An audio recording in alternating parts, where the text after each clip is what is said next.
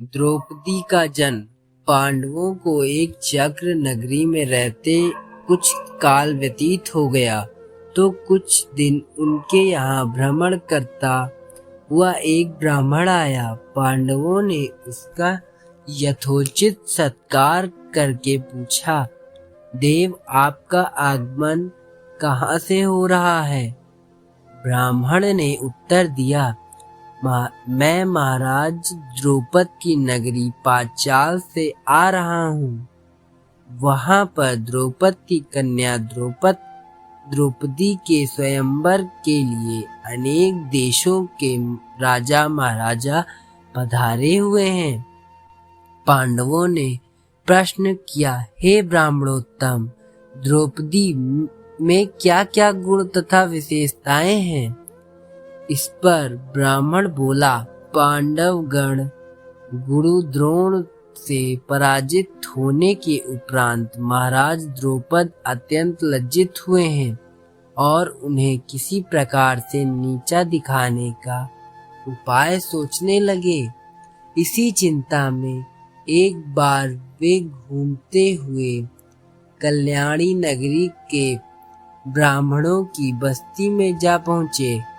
वहाँ उनकी भेंट याज तथा उपयाज नामक कर्मकांडी ब्राह्मण भाइयों से हुई। राजा द्रौपद ने उनकी सेवा करके उन्हें प्रसन्न कर लिया एवं उनसे द्रोणाचार्य के मरने का उपाय पूछा।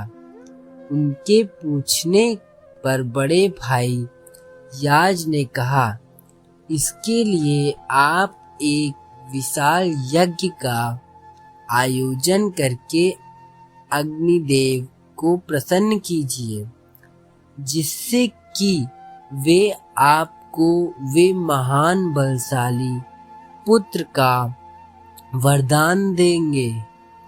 महाराज ने याज और उपयाज से उनके कहे अनुसार यज्ञ करवाया। उनके यज्ञ से प्रसन्न होकर अग्निदेव ने उन्हें एक ऐसा पुत्र दिया जो संपूर्ण आयुध एवं कवच कुंडल से युक्त था।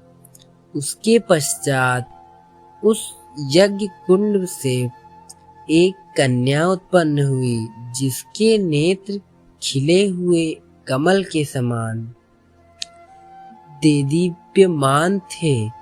भौहें चंद्रमा के समान वक्र थीं तथा उसका वर्ण श्यामल था।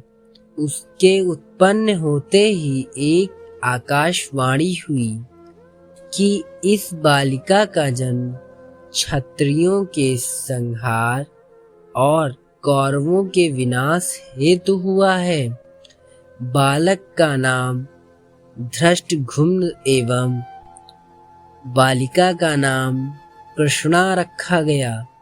द्रौपद ने धृष्टद्युम्न को शिक्षा के लिए द्रोणाचार्य के पास भेज दिया और द्रोणाचार्य अपनी समस्त शत्रुता को त्याग कर उस बालक को विद्या प्रदान करने लगे।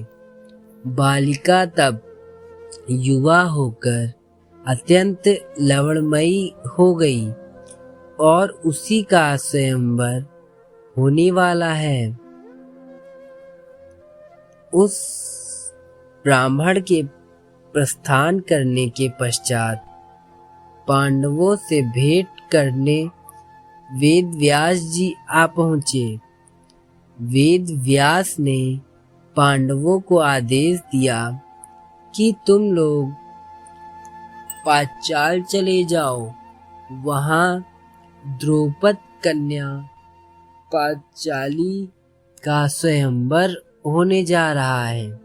वह कन्या लोगों के सर्वथा योग्य है, क्योंकि पूर्व जन्म में उसने भगवान शंकर की तपस्या की थी और उसकी तपस्या से प्रसन्न होकर शिव जी ने उसे अगले जन्म में 5 उत्तम पति प्राप्त होने का वरदान दिया था, वह देवी स्वरूपा बालिका सब भांति से तुम लोगों के योग्य ही है।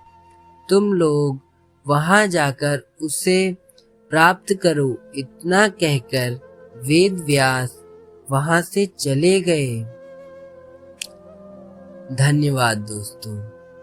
आपको हमारी कहानी अच्छी लगी हो तो लाइक, सब्सक्राइब एंड कमेंट करिए।